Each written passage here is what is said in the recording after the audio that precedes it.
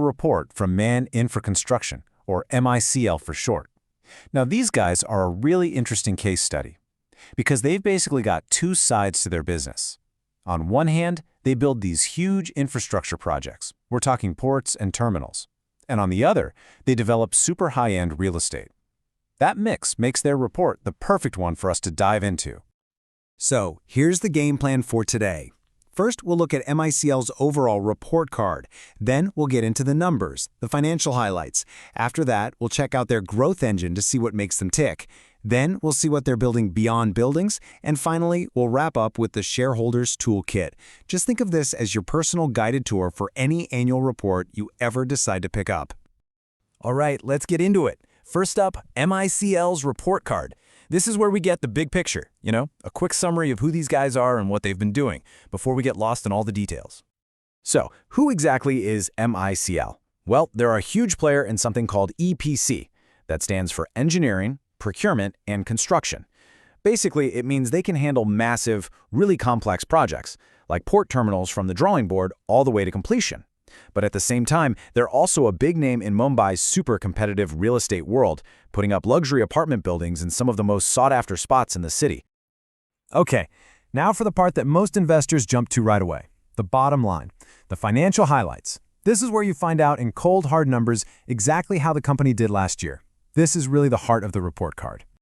And let's start with the big one, 300 crores. That's 3 billion rupees. That was MICL's profit after tax for the 2024 financial year. And just to be clear, this isn't just how much money they brought in. This is the pure profit left over after every single bill was paid. We're talking salaries, materials, taxes, everything. It's a huge sign of a healthy, well-run business.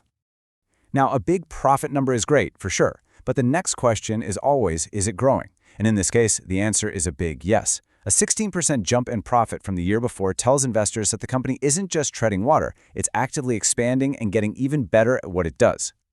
Okay, so that's what they did. But what about what they're going to do? This number here gives us a peek into the future.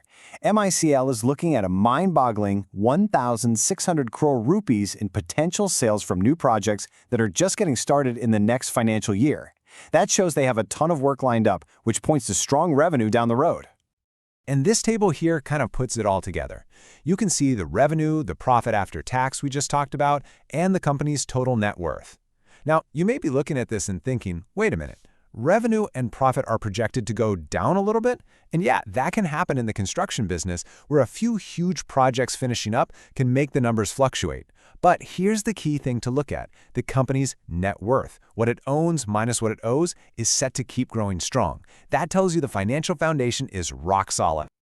Right, we've seen the impressive numbers. But how did they pull it off? What's the secret sauce? Well, that brings us to their growth engine, the strategy that's making all this happen. The key to understanding how MICL operates is this idea right here, the asset-light model. It sounds fancy, but the concept is pretty simple. Instead of buying up tons of expensive land and taking on all the financial risk themselves, they use a much smarter, more flexible approach. It's a really clever way to grow without needing billions and billions in cash for every single project. So how does this asset-light thing work in the real world? Well, they've got a few tools in their toolbox. Sometimes they act as development managers, where they just use their expertise to run a project for someone else and collect a fee. Other times, they'll form a joint venture, or JV, and partner up with another company to share the costs and the profits. Or they might do a joint development agreement, a JDA, where they team up directly with the people who own the land. See the pattern? It's all about spreading the risk and making every dollar they invest go way further. And here's where you see the real power of this model. It lets them play in two totally different sandboxes at the same time. On one end, you have something like Aravia Avan, this super luxe residential project in a fancy part of Mumbai. And on the complete other end of the spectrum, they're building the second phase of the Bharat Mumbai Container Terminal, a massive, nationally important piece of infrastructure. That kind of diversity is only possible because of their smart, flexible strategy. A company isn't just about its profits or the cool stuff it builds. A truly great company is built on a solid foundation of good governance and social responsibility. This is the part of the annual report that tells you how the company is being managed behind the scenes and how it's making a difference. So, who's actually running the show?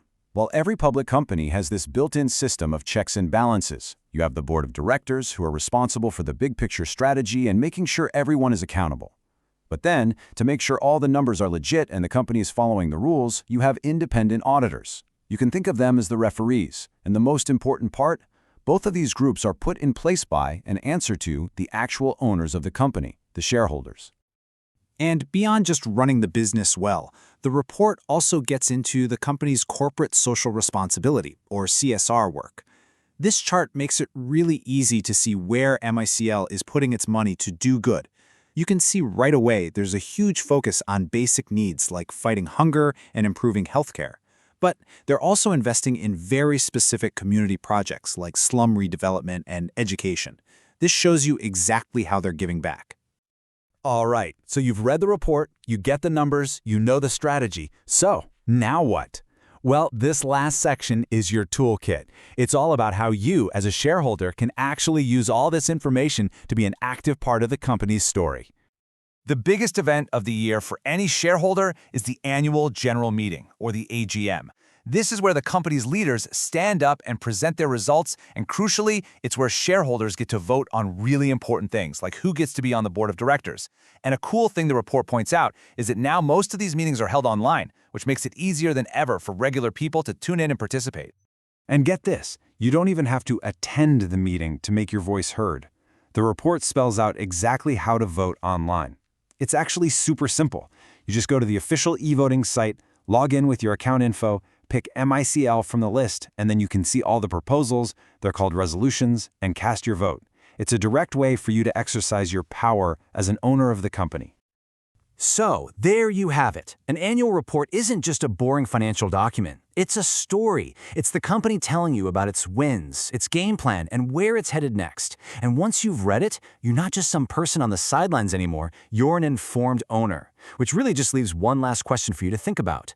Now that you know the story, what would you ask at the next shareholder meeting?